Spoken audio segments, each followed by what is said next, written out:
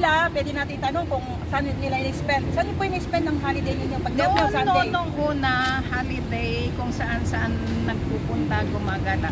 Yun, nung nagtagal, nung nakilala natin ng Panginoon, dito na tayo sa church, lumalago sa paniniwala, and then nag-iiba yung ano ba yun? Yung nag-iiba yung ano mo sa mundo. Kasi Paniniwala. noon ang iniisip mo lang is yung yung yumaman ka. And then yung makapagbigay ka ng tulong sa mga family mo. Pero sa ngayon, ang iniisip mo na lang is yung paglago ng relasyon mo sa Panginoon. Okay.